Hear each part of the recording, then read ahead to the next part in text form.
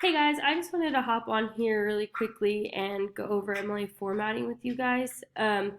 My son is in the background, so you're probably going to hear some baby babble and maybe a couple of nursery rhymes playing.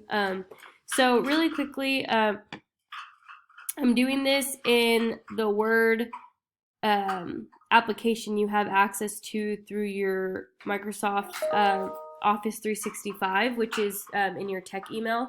So if you haven't been using Word, this is a good place for you to go and do that.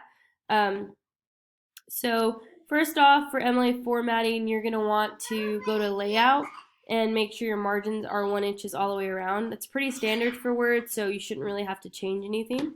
Line spacing, you want it at 2.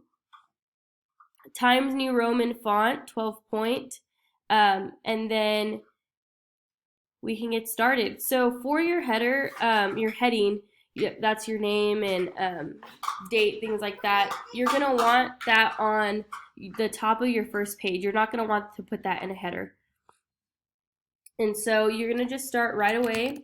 Your first, your last name, my first and last name, the class and section number, and then the date. Hit enter, center, and then go ahead and write your title. Remember, you guys, your title needs to be a little bit more creative than this, but this is just what we have for now. Please don't hit enter after the heading or enter after the title. That just creates a lot of negative white space, and it doesn't really do a whole lot to get you linked anyway. So right after you hit enter here, left align, and then hit tab for indentation. I know that many of you were probably taught you can space bar. Let me see, I'm trying to get this turned on over here. We're probably taught that you could space bar. Please don't do that because it'll throw the alignment off of your paragraphs and things like that. So just hit tab and get started right away. Let's just pretend I'm saying a lot of very valuable stuff right here at the beginning. All right. So that's what your indentation should look like. For your work site, for your in-text citations, let's talk about those really quickly. Let's say right here was a paraphrase. You're at the end of your sentence, you're going to hit period, and then in parentheses, last name of the author. For the sake of this specific assignment, let's do paragraph numbers. So lowercase p dot, making one up, 4. This should be at the end of paraphrase. For direct quotes, you will, let me pull up this article here. You can write, the article argues, and we're pretending that I have stuff written above this and around this quote. I'm not starting off my paragraph like this.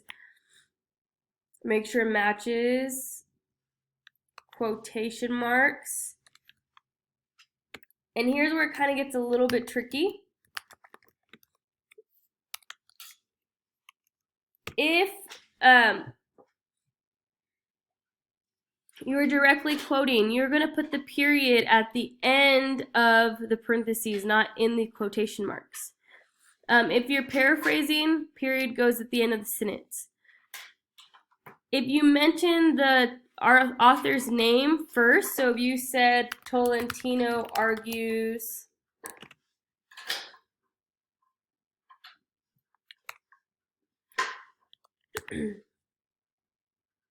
same rules apply, period goes after the parentheses. You don't have to put the author last name anymore. You can just put the paragraph number. And so this would, again, this is for paraphrase, quote without author mention in sentence, and then quote with author mention in sentence. All right. So next we're gonna create our works cited page. So for that, you're gonna come up here, insert page break. It'll give you a nice little page break there. You're on page 2.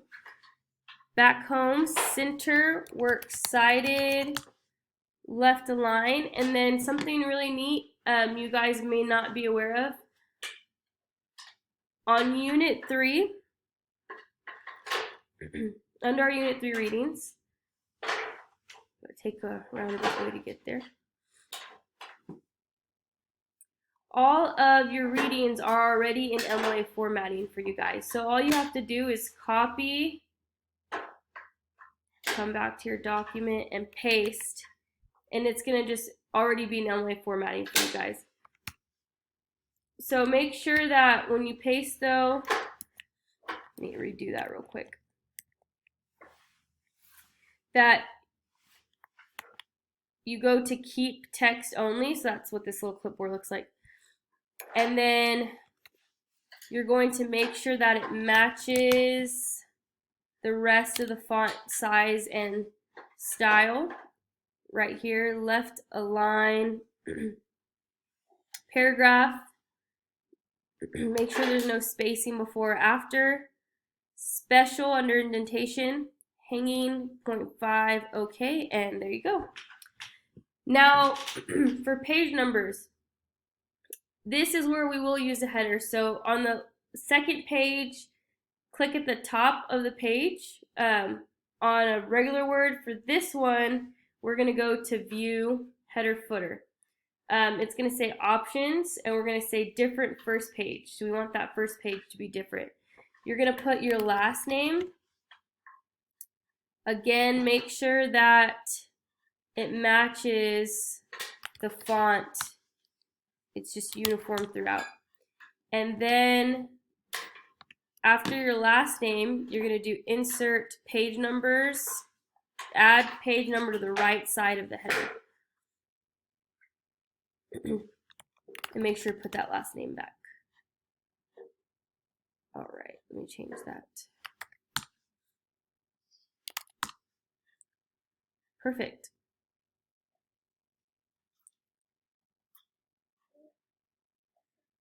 Okay.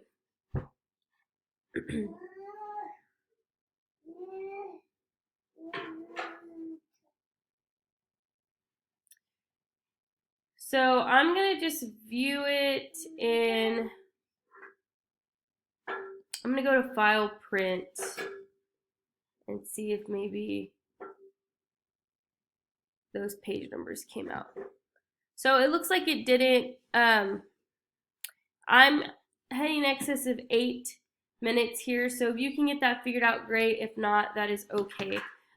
2 resources I want to refer you guys to: Purdue OWL, anything you need as far as formatting goes, and then our St. Martin's Handbooks, Chapter 32. This should have been one of the books that you purchased at the beginning of this course. All right, guys, as always, if you have any questions, please let me know.